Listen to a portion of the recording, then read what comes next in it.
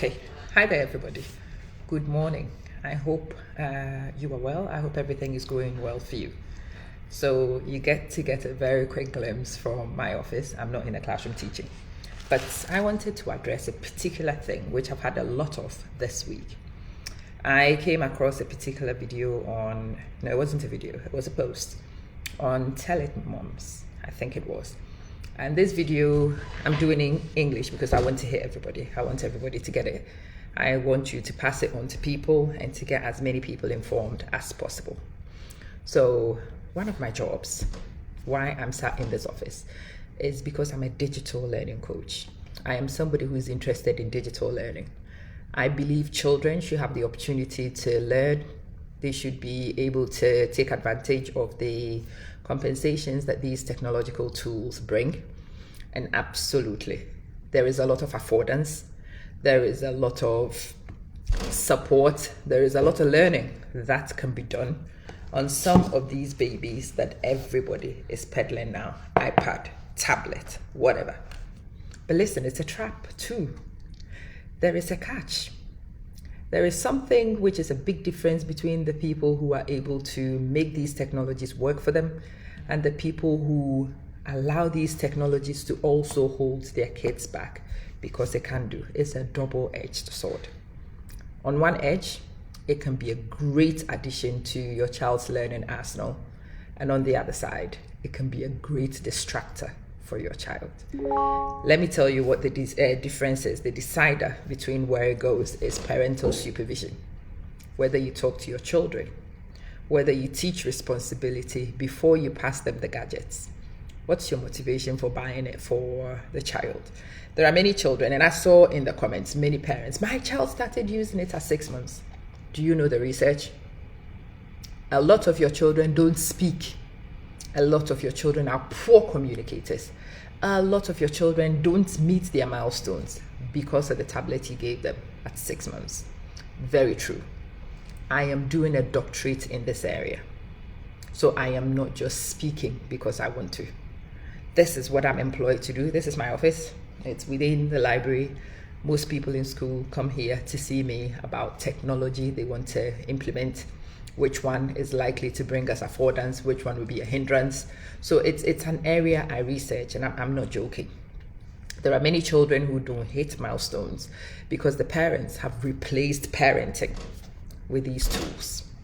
There are a lot of children who are antisocial because of these things.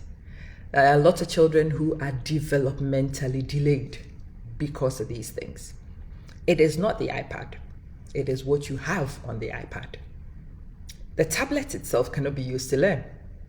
The tablet is just a tool.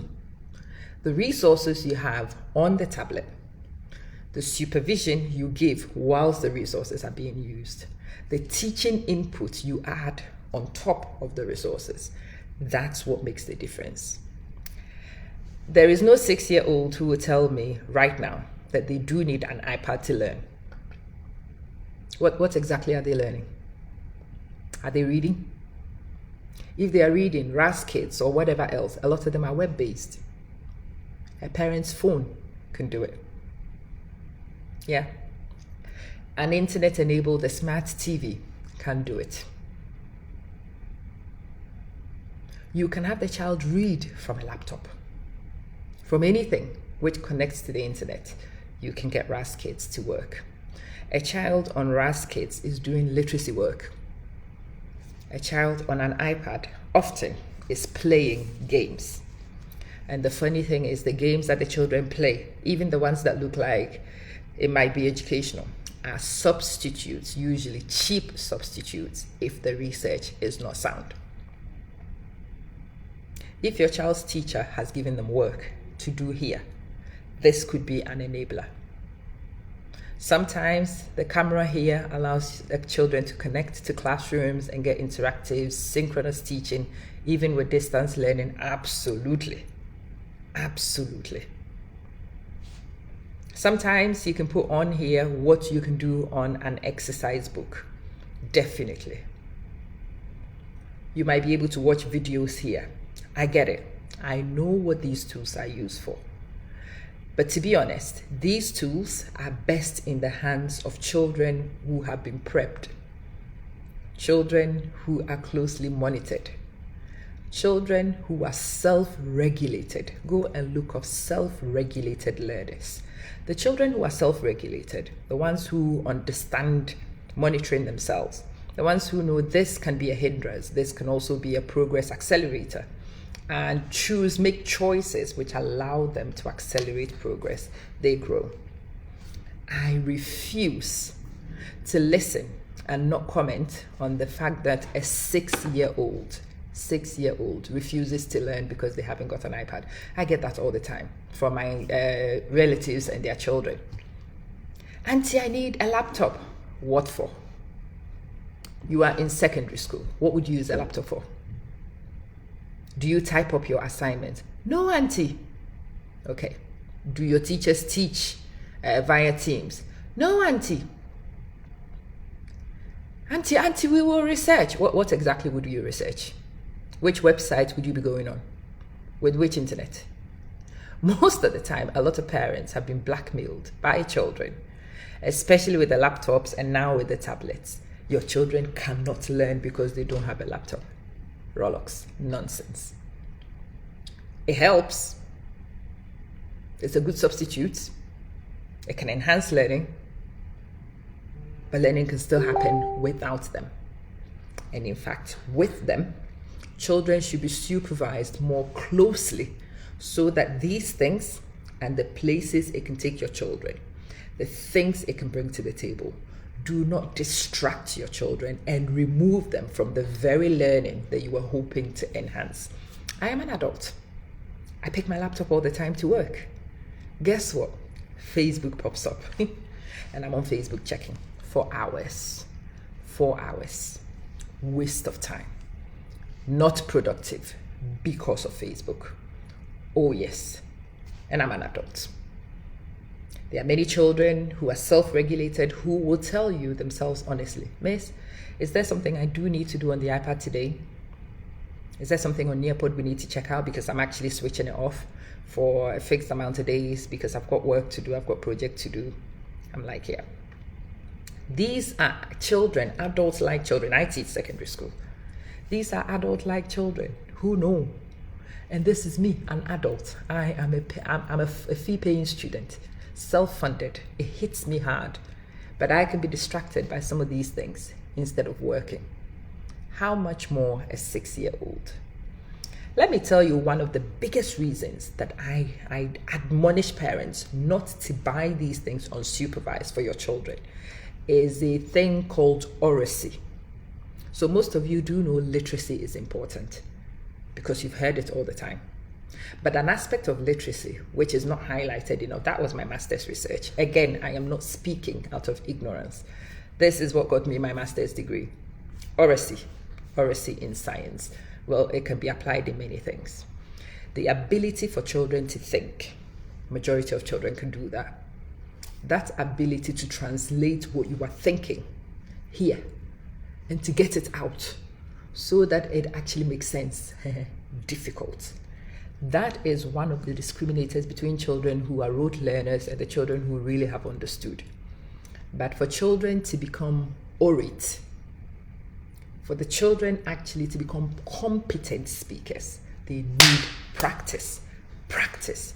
And practice comes because they get opportunities to speak to other people.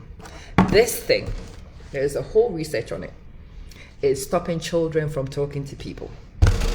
This thing has created out of majority of us recluses. For us adults, we already formed, but even then it's a problem. Now fancy that in a child who's not formed yet, who hasn't learned how to communicate yet. Tika-taka conversation is now lost on a lot of children. People don't know how to communicate because of this thing. So should your 6-year-old have a tablet? Should she? Is that the only way she can learn? Really? Should your 6-year-old be speaking to people? If you somehow can use this to tap into programs which allow your 6-year-old to be presenting and to be interacting with people, to have oral discussions, to mimic people who are better speakers, blah, de, blah, de, blah, then you understand how this thing works. Go right ahead, give it to any child of yours. If you are an ordinary Abuntawa who wants to show that you have money, who wants to fit in with the Joneses, who thinks that this is the next social thing, it's a status symbol, every child should have it, mistake. And especially to people like the person who made this original post, she can't afford it. But she feels like her 6-year-old is blackmailing her to buy one for. We need to have a lot of conversations about parenting, we do. There are a lot of truths we need to talk about. There are a lot of things that we need to highlight and signposts. Giving in to the child, trying to meet a need, a want that you can't even afford, wanting to go on public platforms to beg because a child says they want something that they don't particularly need. And even if your child needs it and you don't have it, you should not be afraid to say to your kid, I don't have it. This morning on my way here, my daughter says, Mom, can I have a new phone? Say that again. Mom, may I have a new phone? First question was, Leish. Mom, the battery in my old one is, and I know it's true, the battery doesn't work. So now she's actually practically stopped using her phone. Well, I'm not actually heartbroken about it. But anyway, that's a story for another day. So I said to the kid, listen, you know this is April, right? You know this is a school fee month, right? She said, yes. You know no phone is happening this month, right? She said, yes. You know it might not even happen in May. She said, yes. I don't know when I can get a phone for you. She said, I know. But I'm just putting it out there so that you can add it to your plans. If you decide that it is worthy of consideration. And that's the kind of conversation you need to start getting the kids to. This one is almost 15. I have been banging on since she was born. Like most kids, she would throw a tantrum when she needed one. Well, mine has learned that I can throw a better tantrum. I am much better. It is much better for this daughter of mine to come to me in humility and negotiate. And when she negotiates, she knows that I will also present the true state of affairs to her. Now that we've got to a point where she appreciates where I'm coming from, a point where I can tell her what I can and cannot do, I cannot tell you how wonderful it feels. I cannot tell you how amazing it is that I can have a conversation with a child and tell the child exactly where things are. I can't afford it. I can afford it, but I can't prioritize it. I cannot justify it. It doesn't make sense to me. And if it doesn't make sense to you, you don't be too afraid to tell your child. No is a word your children should hear too, okay? You don't do everything and buy everything for them because you don't want to break their heart. Well, somebody will break their heart at some point. What you want to do is to break your heart with insignificant things, small things that don't kill her, don't threaten her survival. No, darling, you can't go to the park right now. Nobody will die instantaneously. But it introduces your daughter to the word no. It introduces to your daughter, your son, the concept of wait. Let me consider it, because that's how the world works. It's not everything they want that will be granted. You can't prevent all their tears. And in fact, if you don't let your children learn to cry over the small things, they will be devastated by the big things that will happen, because the big things will happen in this life. My name is Amma. I have a lesson in 4 minutes. It's a video I want to continue, but unfortunately, I've got to go. Catch you soon.